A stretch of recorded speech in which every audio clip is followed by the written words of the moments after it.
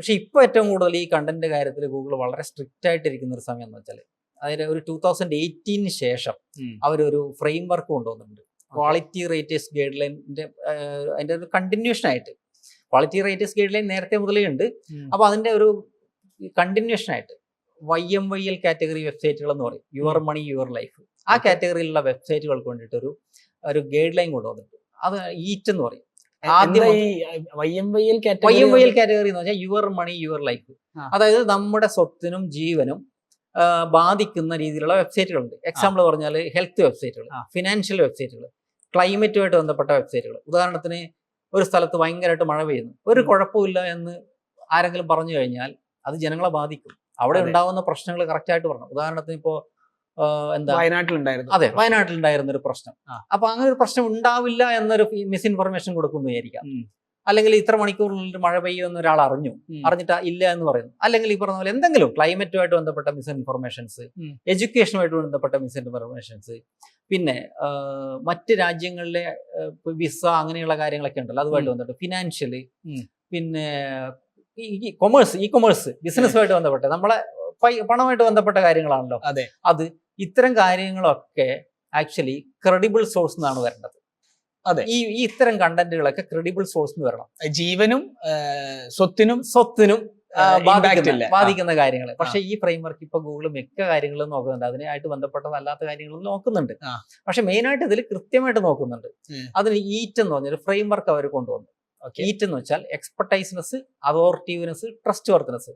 അതെന്താന്ന് വെച്ചാൽ ഈ കണ്ടന്റ് എഴുതുന്ന ആള് ആ വിഷയത്തിൽ എത്രത്തോളം എക്സ്പെർട്ടൈസ് ആണ്, ഇനി ഈ കണ്ടന്റ് എഴുതുന്ന ആൾക്ക് എത്രത്തോളം അതോറിറ്റി ഉണ്ട്, ഈ കണ്ടന്റ് പബ്ലിഷ് ചെയ്യുന്ന വെബ്സൈറ്റിന് എത്രത്തോളം അതോറിറ്റി ഉണ്ട് ആ വിഷയത്തിൽ.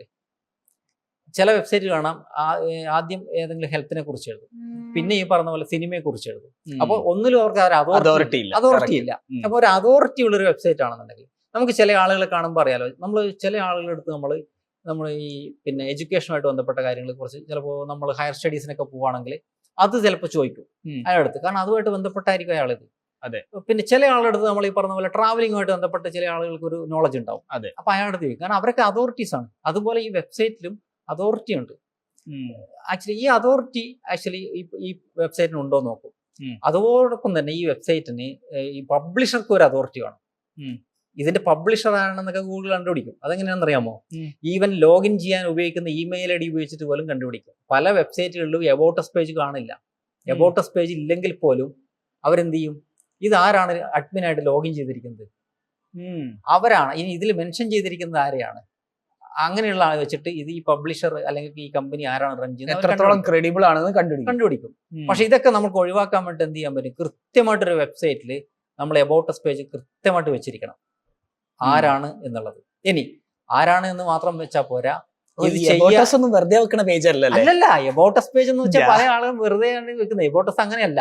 എബൌട്ടസ് പേജ് വെച്ചാൽ മാത്രം പോരാ, നമ്മൾ കൃത്യമായിട്ട് ആ വിഷയത്തിൽ അയാൾക്കുള്ള എക്സ്പെർട്ടൈസ്നെസ് ആ എബൌട്ടസ് പേജിൽ പറയണം. പിന്നെ കുറച്ചുകൂടി ടെക്നിക്കലി പോകുമ്പോൾ ഗൂഗിളിനെ അറിയിക്കാൻ വേണ്ടിയിട്ട് നമുക്ക് സ്ട്രക്ചേർഡ് ഡാറ്റ ഇതൊക്കെയുണ്ട്. ഗൂഗിളിന് ഇഷ്ടമുള്ള ഒരു ലാംഗ്വേജ് ആണ് സ്ട്രക്ചേർഡ് ഡാറ്റ എന്ന് പറയുന്നത്.